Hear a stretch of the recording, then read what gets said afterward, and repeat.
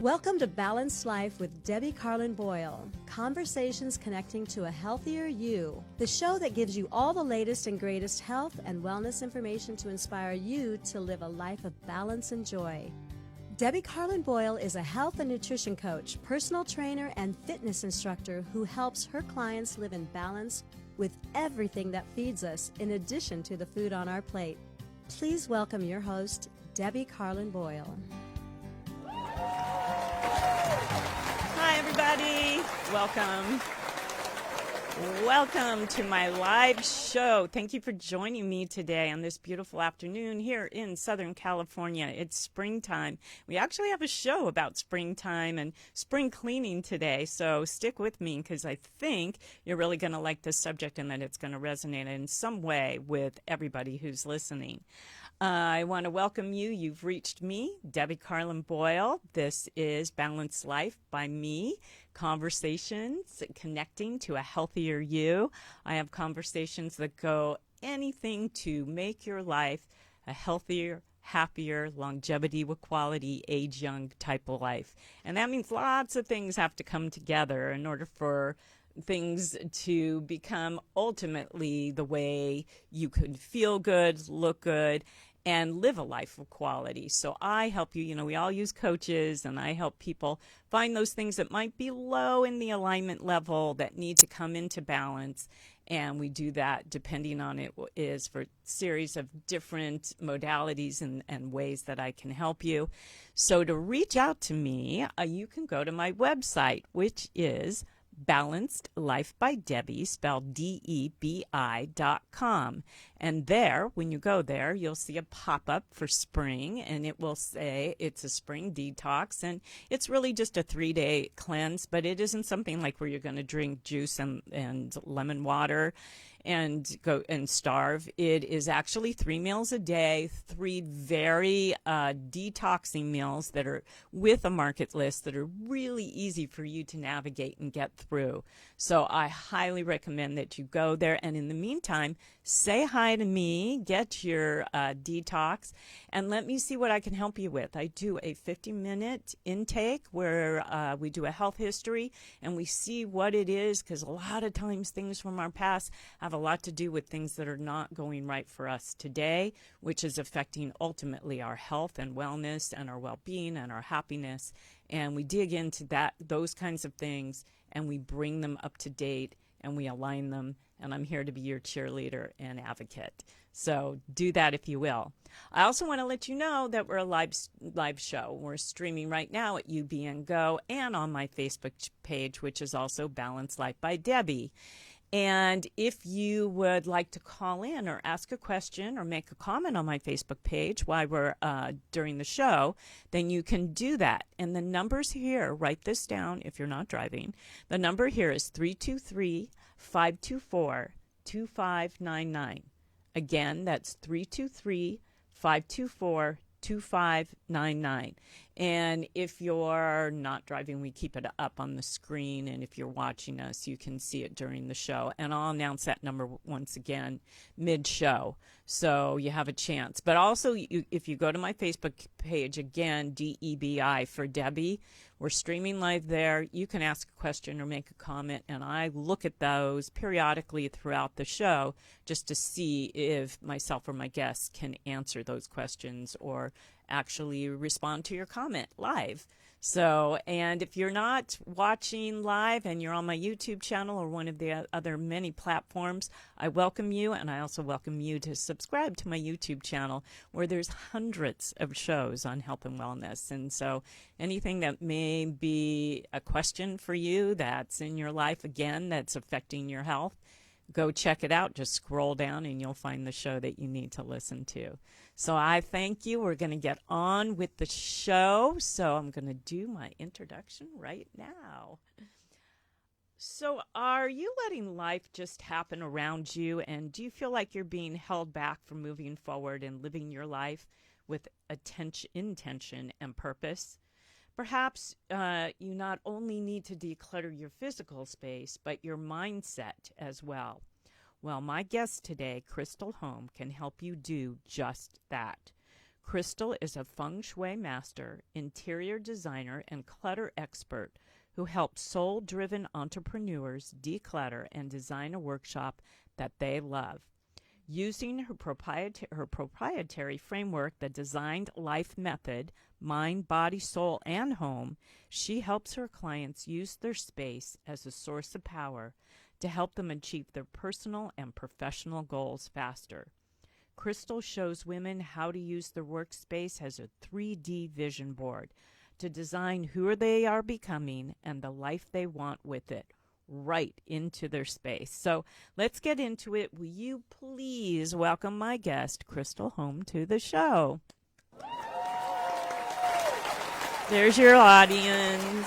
Krystal, hi. How are you? I am great. I am so happy to be here.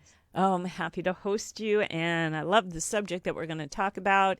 I've done one other show over the years, something similar, but from a different approach than what you have. So this is pretty unique for me, and I'm excited to dig in and really hear about how you help people. And, clutter's a big thing, and it's such it's a word that can mean many things. It's not just about physical things that are cluttering. I think how you do one thing is how you do everything. And so if you live in clutter, then you're probably living in clutter in here too, and which means that you can't open the door to find your purpose-driven life. So we're going to get into all that. But before we do, I want to hear about you. And we're going to go way back, where you're from, where you were born, what your childhood was like, and any education that led you to do what you do today. I like to get the backstory because the stories are the best. So tell us about you. Sure. Well, my story does kind of start in childhood. I grew up in the Midwest. In a pretty abusive family, actually. It was not a nice place to grow up. There was a lot. What's that? Oh, I was just going to say, because of the way, not necessarily the location, but you're talking about your family dynamic and. Yeah, for sure. My family dynamic. My parents are just incredibly abusive people. Mm. And so I grew up with just that, right? That, so I didn't have a good start on anything. It was more like, you'll never amount to anything. You will, you might as well just try to get a husband and have a couple kids because that's all you're worth. Oh my goodness. There was no what college are you going to go to or what are you going to major in? They literally told me I was too stupid for that.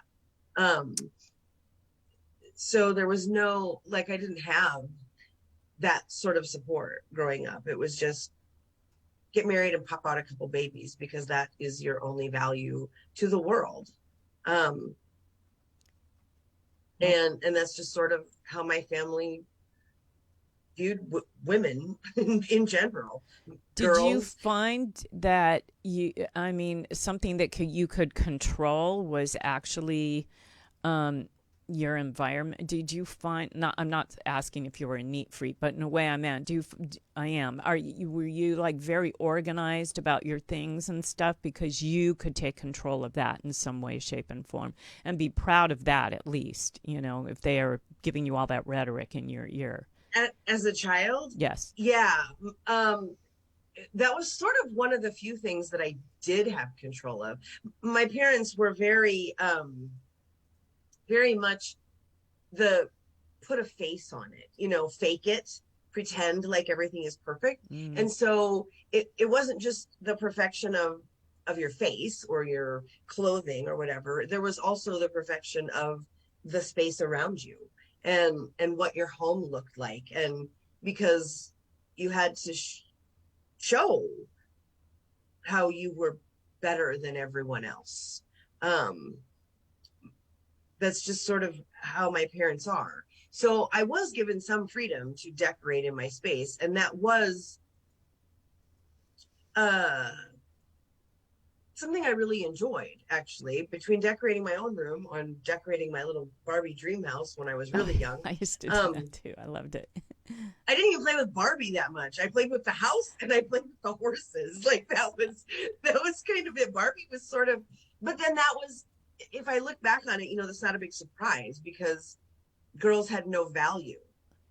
So why would Barbie have value? Right. Right. I liked decorating and I liked horses, but there wasn't particularly any value in being a girl. It was very clear. It was made very clear to me from a very young age that as a female, I had no value to the world other than my uterus. Oh, well, that's really awful. I'm sorry. I'm going to apologize for that message. Did you have siblings? Were they given the same message? Oh yeah, for sure. Okay. For sure. My parents divorced when I was 8. My mom remarried, and he had a couple of kids. And so we ended up with 6 and only 1 boy. All of them were girls.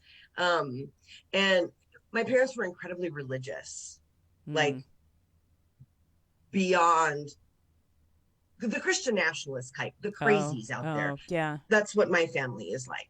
So they routinely, like shamed my brother for being a boy or for having male urges. They were very it's abusive, extremely abusive. Extremely religiously abusive, sexually abusive, physically, mentally, emotionally, you name it. They are it. How did you get out of that situation? How did you? Well, it wasn't until I was an adult and had moved out. I did have children, like immediately out of high school. I mean, I had 2 before I was 20.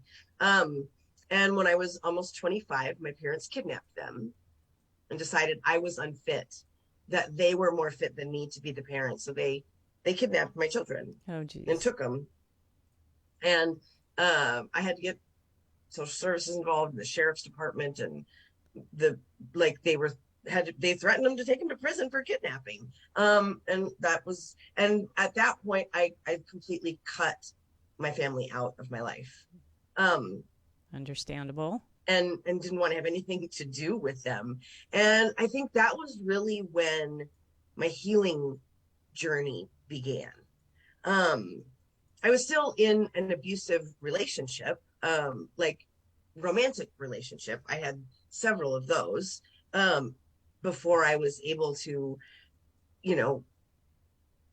not accept that abuse was normal in a relationship. But it took me a lot of years and a lot of work. Yeah, for myself. I'm sure. A lot of healing.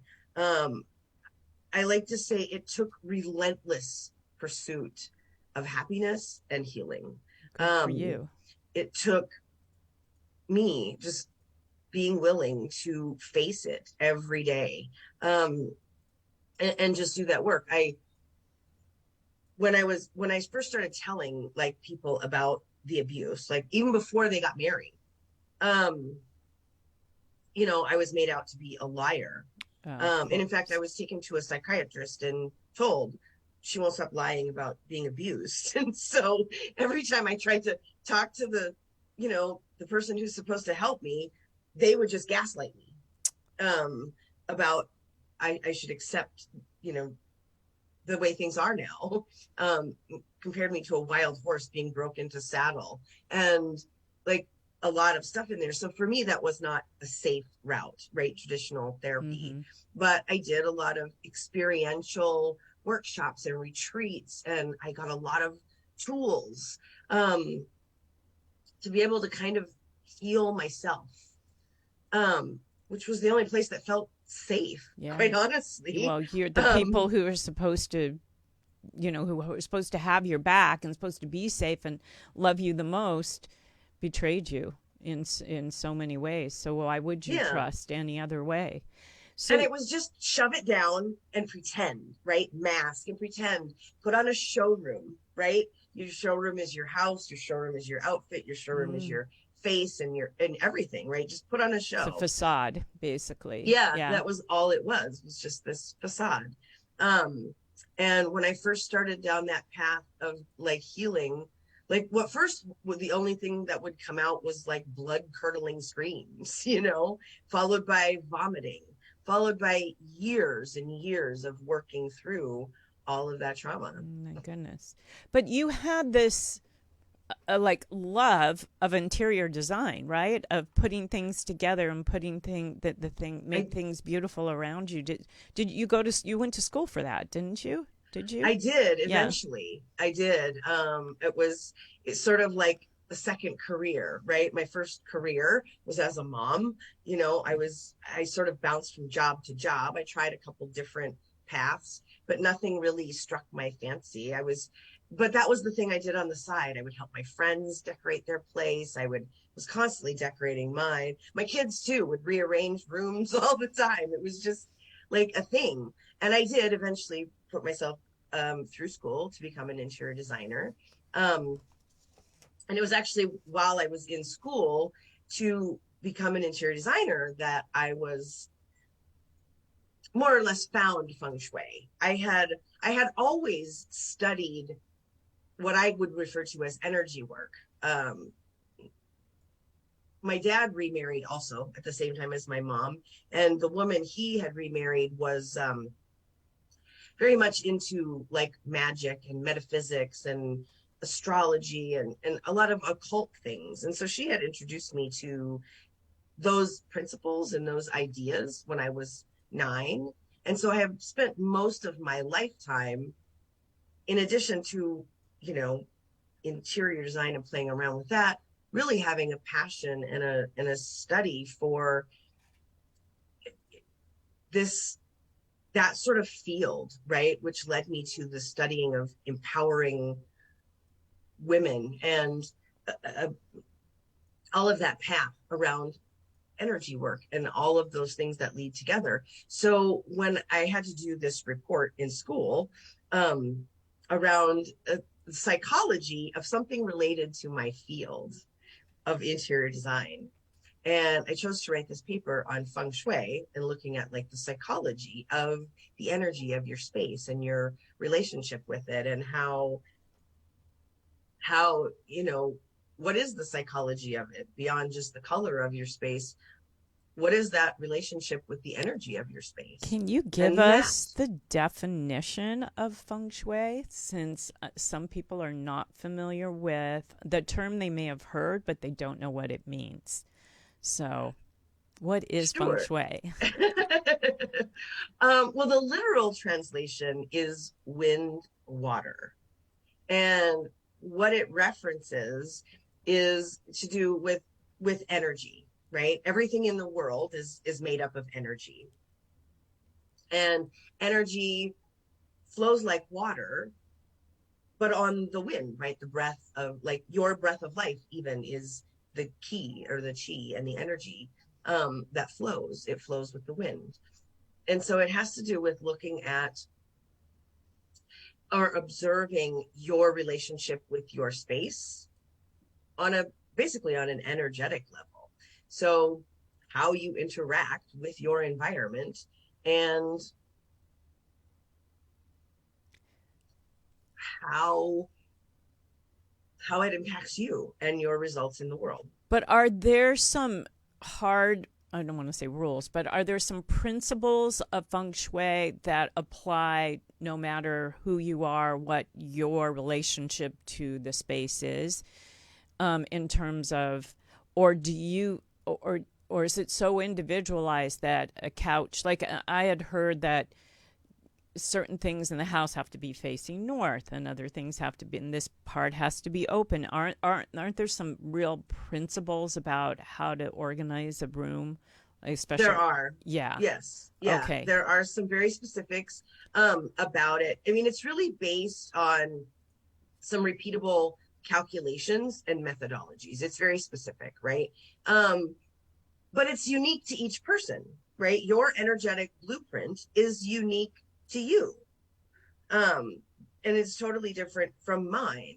So like where where I would position my bed or my desk would be different than where you would position yours, because your energetic frequency is going to be different than mine. Yeah. So your house's energetic frequency is also different. So you're kind of like merging those two things together. So how does that, I'm so curious about this because of the first part of it. So how does that process work when you walk into a space, let's say with a client?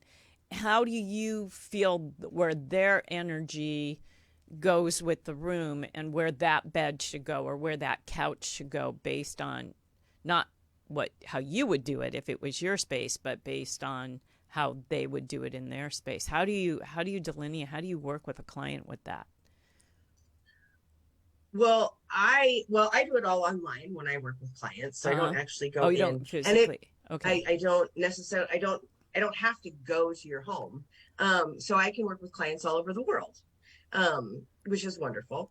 But it's all based on math calculations. Oh, okay. I didn't know so there are some rules to it. It's not just how it feels. Okay. That's actually one of the big myths about Feng Shui. And there's a lot of fake Feng Shui, especially in the West. There is a lot. Black hat Feng Shui was invented in like the 1970s or so. And throughout the centuries, a lot of fake Feng Shui was even put out on purpose by like the emperor in China, put out fake news to try to prevent people from actually having access to what's right, because he didn't want them to have access to the results that they could achieve by getting into alignment energetically, right? And having their home support an abundant life. So like all people in power, they would do what they can to corrupt the knowledge that was put out there. So there is a lot of fake Feng Shui that gets bandied about. And some people don't necessarily know that what they're teaching and preaching is fake. Right. Oh. But if they're teaching that they have no rules and it's just about how it feels, that is a very, very clear indication that that is fake. And it can be intuitive design and you can call it whatever you want, but it's not Feng Shui. Feng Shui there's calculations to it. There's rules to it. And those rules have been formed over thousands of years of observation. And those calculations are repeatable for every person. And what is the intended, I mean, you touched on it, you really did say it, but what is the intended outcome once you get your whole home environment in a Feng Shui order, should I say? What does that mean? Does that allows good energy to come your way? So things that you want to achieve, your purpose, your it makes the flow easier. Energy, yes. Okay, so so the flow of you. Flow. Okay, yeah, and it's about removing those blocks, those energetic blocks. At least for, as a general rule, that's what Feng Shui is. I mean, I take it a little bit even deeper when I work with clients and go into, because Feng Shui doesn't really teach a lot about clutter. It's bad and you should get rid of it, but nobody really dives into it. Luckily for me, I started with the psychology of it. So I dove into the psychology of the clutter side and really sort of got a PhD in clutter psychology. Oh, let's get into that. So the Marie Kondo idea of holding something and what does this make you feel? Do you have to have it? That's I mean, I'm not going to discard that, but that's not really the method or the way that you deal with clutter, is it? Definitely not how I do it. Okay. No, not at all. I mean, it's not that it's wrong.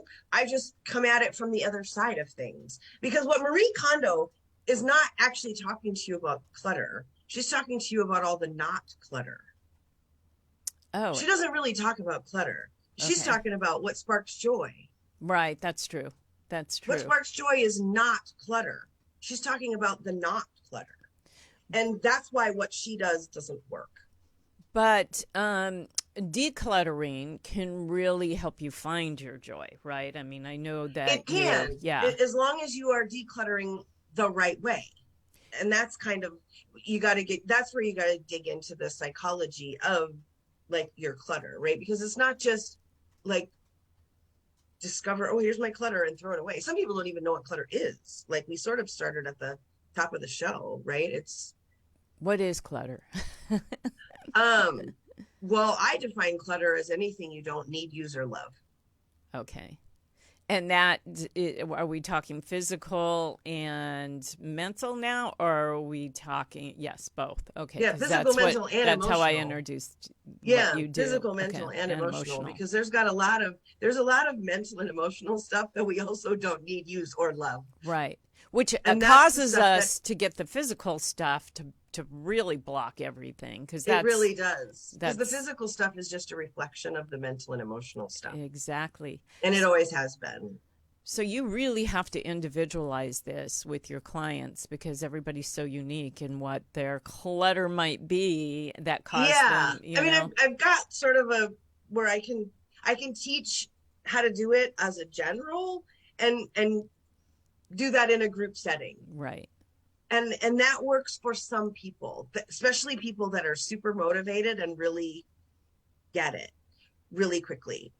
The problem with it is clutter is naturally demotivating, right? You're already stuck. That's the reason you have clutter in the first place. Right. Exactly. Is because you've got something stuck in your mind. And so that's why you have physical clutter. So that's usually where it ends up being really hard, and people need a little more hand holding. Yeah. Right. They need the psychology that of support. It. Yeah. And they need that help. And that's probably the biggest feedback that I get from clients a lot is I really needed that. I needed the support. I needed the accountability. I needed to know that I've done enough. Right. Because some people will look and they'll be like 9 garbage bags into decluttering and think they still haven't done enough. And it's like, but that's 9 bags. Like you may still have 20 bags in there, but you've still done 9. Like you can celebrate along the way. You know what I mean? Like clutter is hard. Clutter is so hard. You know what we're going to do? We're going to take a quick break from a sponsor. And then when we come back, let's get into sort of your method. I know you've come up with, I think it's 5, you have a giveaway too that we can talk about, but it's like 5 rules of clutter and 5 steps to getting rid of clutter. And so maybe we can talk about that steps, or you can give us examples of clients that you worked with to kind of give us a visual of how maybe somebody could think about how they would get started. So we'll be right back after this message, and we'll get into all of that. Without looking at labels, do you actually know what is in the cleaning products that you use in your home? If you haven't addressed this yet, it's likely that you are spraying toxic and dangerous chemicals in your home. 3 common ingredients that you want to avoid at all costs are ammonia, fragrance, and bleach. These ingredients and chemicals can contribute to chronic respiratory problems, allergic reactions, allergies, cancer, hormonal issues, headaches, and more. So what's the solution to a healthier, clean home for your family? Teas Organics all-purpose cleaner and room sprays. Tea's products are formulated with the power of an essential oil blend. Her all-purpose cleaner gives you a clean surface, shower, toilet, or simply just use it to spot clean or dust, and all without harsh chemicals. And to make it even better, Tea's Organics all-purpose cleaner uses 100% organic essential oils and has a sweet yet spicy herbal aroma with hints of citrus. Imagine a fresh, inviting scent and sparkling clean home that you know is free from toxic, potentially harmful, and cancer-causing chemicals. I use these products, and I can personally attest to all of the above. And right now, enjoy a 15% discount by applying 15 Debbie, D-E-B-I, to your order. So check out these amazing products by Tease Organics that are healthy for you and your home. All right, we're back. Thank you for joining us. You've reached Balanced Life with me, Debbie Carlin Boyle. Conversations that connect to a healthier you. We're talking about decluttering your life today with my guest, Krystal Holm. And if you'd like to become part of this conversation and you are listening live or watching live, give us a call here at area code 323-524-2599. We'd love to hear from you. If you have a clutter question, if you have a question for myself or Krystal about finding your purpose and joy in your life, we're here to talk to you about it right now. So give us a quick call. So Krystal, I know that what I talked at the top of the show about this design life method of mind, body, soul, and home. And basically, you kind of bullet point it down to manifesting love in your life, healing your body, making more money in your business, and keeping more of the money that you're already making. So meaning that you're sort of getting your act together by decluttering the mind, body, soul, and home. So can we get into how the method of it, the process of how I help people? Yes. Yeah, for sure. I always start with, it doesn't really seem to matter which one of those things they come in for, right? Even though they seem to be quite different, the method of getting them back on track towards what they want all sort of seems to be the same. And so I have the way I do it is, like I said, the design life method. And it's starting with the decluttering part, decluttering all of the stuff you don't need, use, and love, the physical, the mental, and the emotional. That's the part that's keeping you stuck and not moving you forward to having those things in the first place. That's sort of the problem, right? We gotta get rid of the problem, so that we can get you unstuck. And step two is really a little bit more of where the magic happens, because that's even making room for your conscious, like, raising energy and directing it towards this goal, right? And this vision that you're trying to create. Meaning after you get step done sort of out of the way, it makes room to open the door. So now you can put the energy into step two. Right. It's kind of a two-step process, right? Yeah. The decluttering part, because you got to declutter the physical and the mental and the emotional part. But also the decluttering naturally will get the energy moving in the space. So if you're working with a client, and you said you mostly do it online, so you give them the task of going and physically decluttering, like getting those trash bags filled if they're not giving them purpose in life or giving them joy or meaning, and then how does the mental part of it kick in when they're working with you? Well, I mean, that's the part that I teach them when we work together. Okay. I have a whole method that we really deep dive into. Okay. And I teach them that. And then, well, like if I work with them one-on-one, we work together for 3 months on that. And I just like hold their hand through the whole process until they master it. Because I have a very specific method around decluttering. That particular method is what you were mentioning earlier. That is just a 5-step method to decluttering. Right. And most people kind of start from 1 and go straight to 5. And they miss the magic in the middle of those steps. When they're trying to do it themselves without your help, you're saying. Without my help. Yeah. Most people are like, step 1, step 5, right? Here's my clutter. Let me get rid of it. And they miss the part in the middle, which is what I teach them.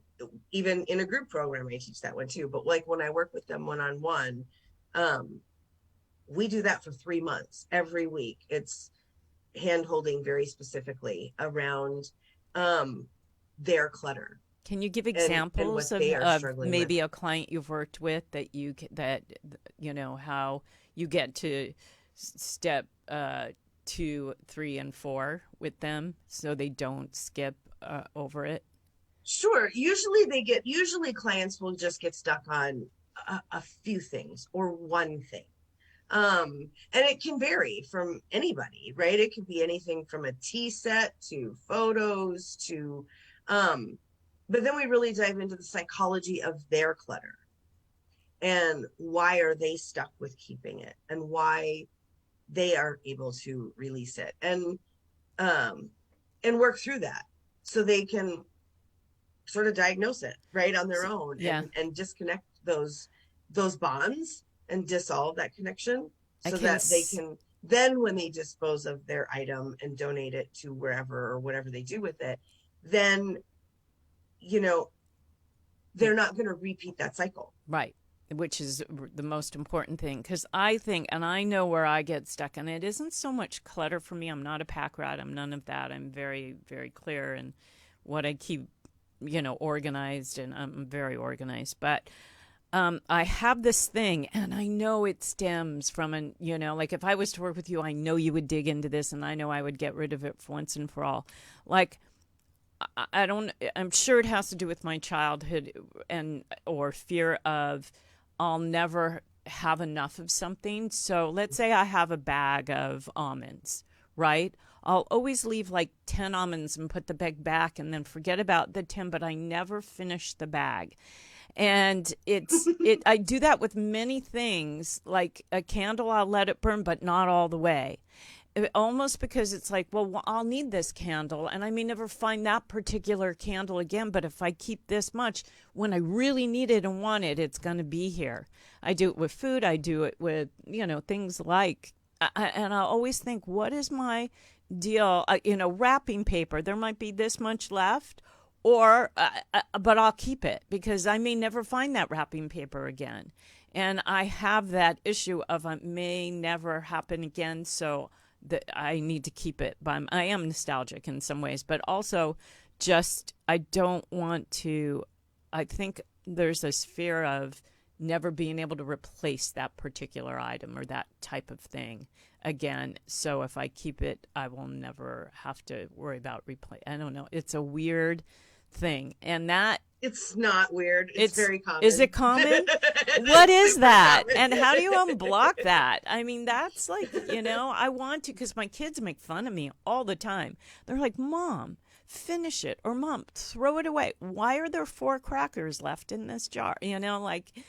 What's up with that? Because they're used to seeing it. And I'm like, I can't explain it. It's subconscious, completely subconscious. But it stems from my childhood, right? Oh, for sure. I'm sure it does. I would bet money on it. I mean, I would have to dig into it more, but yeah, I would bet money on it. It probably goes to, a very specific story in your childhood. When you dig into it, it always does. It always comes back. It just depending on what age. Sometimes the story isn't as young as you might think, but sometimes it's incredibly young. The stories that cause the clutter to be stuck, and if you don't get to the story, you will always repeat the clutter, and then it's a vicious cycle. Yeah. And so and that's what that magic in the middle is about. That's why going from step 1 to step 5 doesn't work. That's why when you approach the not clutter, that's why your clutter repeats. Okay, that makes total sense. And that's why the Marie Kondo method doesn't really work because you're coming at it between. And because everybody just wants to get rid of the clutter. They want to throw away the stuff you know what I mean? But they'll start gaining other stuff. Yeah, because that's you gotta where they're face it because you can't just throw away what you gotta work through it, right? Yeah. So I'm not sure, do we talk about step 2? I want to hear 2, 3, and 4. So why don't you kind of just go together, right? The decluttering, you're going to be making room, right? And that energy has to go somewhere. So you need to make room to be able to direct it and guide it to, because you're the one driving the car, right? This is your energy that you are directing towards the result that you want in your life. You need to make room for that. Right. You need to be intentional about where it's going. Right. For me, step 3 is like your sole purpose, right? This is, so what is the goal, right? You got to, what are we trying to get into alignment with? Are we trying to get in line with to, you know, your a business? Is it a relation? Are you already have a business? Is it relationship? Are we like, what is your sole purpose? What is the purpose for this season? What is it that you're working towards? What is your, like, what is it? Because we got to get into alignment with it. So when I'm designing for a client, I need to know what's the end game? What's the goal here? Like beyond just a pretty room. Mm-hmm. Because a pretty room is great, but any interior designer can create a pretty room. Well, most interior designers can create a pretty room. I'm sure somebody thinks their room is beautiful, even if I don't think every designer creates a beautiful room. You know, everybody has different tastes. That's right. But, you know, any designer can create a beautiful room. We want that beautiful room to be energetically in alignment. It's a machine. It's a 3D vision board. It is meant to manifest what you want. It has a purpose. Your space has a purpose beyond just living in it. So it can inspire and motivate you just by being in the space, just by virtue of being in the space that you created through this method. It can do that. But also, the flow of energy leaves you and goes somewhere. So you are the one directing it at the love of your life or health or more money in your business. And you need to make room for that to happen. And it's not just necessarily about where you're sitting in the room or what the pictures look like. It's about the flow. Where are you sending it? Where are you driving your boat? Like, what are you after? And you have to be intentional about driving it. Because if you just set the goal and then sit on your butt in the back seat, you're not going to get anywhere. Makes sense. Total sense. Yeah. So, and that was one of the things I learned over sort of a lifetime of studying. How do you magically change your life? Like if you're going to apply a magical solution, how do you do that? Well, you got to get into alignment with the energy. You got to raise the energy and you got to direct the energy and you got to guide it somewhere. And that is true for all of manifestation. I agree with you. You can't just say some words and think it's going to manifest it. Right. There's much bigger. And Feng Shui is just a tool for that, of getting you into alignment with it. But then what? Like, you've still got to point the car somewhere. Like, it's great that you know how to drive, but if you don't have a destination, and you're not putting gas in it every day, you're not going to get somewhere. Right. So the whole thing kind of goes together to create a space that works for you, not just a space for you to work in that inspires you. And that's great too. But we want one that is working for us on an energetic level to sort of make things happen almost like magic, right? It's sort of like, wow, I wanted this to happen and there it is. But that's because you got energetically into alignment with it. Right. You worked towards that. You did the things that you needed to do to do that. Yeah. I mean, it's like most things in life, if you're going to be better at, and this is, I talk about this a lot about coaching and helping people meet their goals. It's really hard to do that on your own because you want to work with somebody who knows how to get you there, who can give you the steps and let you you may have the end game in mind, but you have no idea how to get there, and you can read books. But if you don't have a cheerleader and somebody to motivate you and somebody to give you, the program, the steps, the way it's much more difficult to get there. I mean, the best all the goats in the world have coaches, You know, right. That's the part that's so, nobody doesn't have, do. they all do, because they need to up their game literally in order to stay the goat or be the goat. And, you know, there's no way that we should assume that a person who has a goal and then is stuck in a space with things and with a life that's sort of blocking the good energy, the energy that's actually going to open the doors for them to be able to do that on their own. So you're really creating a great program for people to be able to get unstuck, because I would say this is a way to get unstuck, to move forward. It is. And not just make a beautiful space, but to really open up doors for you, literally. Yeah, you know, you can't just apply feng shui remedies and expect them to work if you don't declutter first. Like there's a process to the whole thing, everything. And it's like you got to have all the pieces to the process. If you only do one step, it's not going to work, right? It just doesn't. No. And that's just, you know, and that's getting better at the game, is practicing, working on it every day, working towards it, putting a little something. It doesn't have to be big, crazy stuff every day. It just has to be putting something towards that goal, that end, that thing. What a wonderful thing that you're doing for women, and you're doing for, well, you mostly work with women, I think, right? And kind of, that's your... And pretty much. Yeah, I don't seem to get not a lot of men come to me looking for feng shui, because it's just not a couple, but mostly women. My mission has always been about empowering women. Yeah. Anyway, that's my, from your background. Women need you it. can see it. Yeah, like, of course. I just don't see men needing a lot of empowerment. Women need empowerment.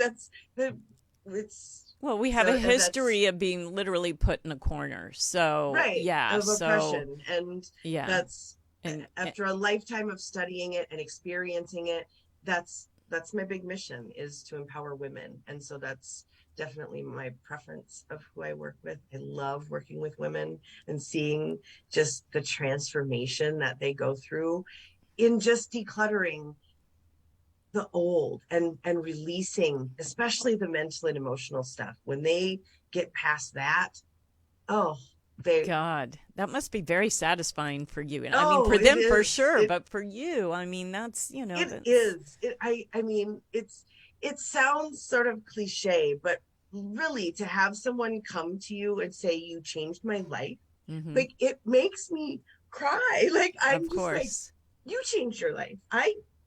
Well, you guided them. That was my point behind like, being the coach and being the cheerleader and being the expert. You guided them based on your findings and things that you created to help them. I mean, look at you. I mean, that's what we're here for. That's what I think we are. I think we're here to find our gifts and to share those gifts, and to keep we have purpose and we have meaning. And we all do that, no matter what our background, you know, all the chatter that's trying to cut us down, even the chatter in our head that's been there since our childhood for whatever reason. You know, when we find our purpose, we need to share and give our gifts back. And you're doing just that.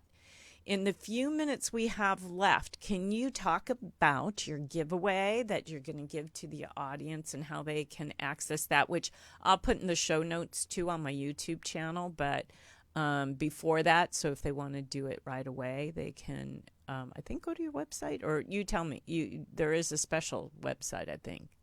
There is, yes. And the free gift is, in fact, my 5-step decluttering method. It's a PDF download that kind of explains the method to you, to be able to walk you through step by step all 5 of the steps for proper decluttering, so that you can release not just the physical, but also the mental and the emotional clutter. And not to skip step 3 and 3. 2, 3, and 4. Yeah, Don't 2, 3, and 4. That is where the magic happens. Yes. Like, that is the best part. Those are the parts you really need to dig into. And so that is for you for free. You can download that at declutteryourmindset.com. And that will then, of course, also put you on my email list, where I do email every week, just all about designing a life you love, different thoughts, tips, tricks, whatever about designing a life and a business you love from top to bottom. That's wonderful. And you also have a YouTube channel where you do little, I checked out your YouTube channel and you have like little snippets, like 10 minutes of different subjects that you talk about on your YouTube channel for designing the life you love and how to get there. Things that you have to work on. Yeah. Which is, there's your logo right there. It's up on the screen. Which is really lovely. So I suggest you guys reach out to Krystal. And before we go, because our time is up, I want to hear final thoughts, parting words, something you can leave the audience with. Oh, goodness. Thank you for the courtesy of, your time and listening to what I had to say about whatever. I wish you peace and prosperity in your life. You deserve that. Life is meant to be abundantly joyful, and you deserve that. Lovely. And if you guys need help with that, you know where you can reach out to find it. Krystal, give your website, your regular website, so people can, because you can also reach you through your website. You can, my website is just krystalholm.com, but if you wanted to book a call with me and have a chat about your space, the best place to connect with me, you can find me at peaceandprosperityalignment.com. You can go there and book a call with me at any time. Perfect. Krystal, thank you for your time. Thank you for your expertise and knowledge and for helping people design their life to, with, both physically, the body, mind, soul, the whole thing. I just love it. Thank you for your time today. And I want to thank you, my audience, for joining us. And I want you to keep going out and finding those conversations that connect to a healthier you. Bye, everybody. We're going to see you in 2 weeks. Bye now.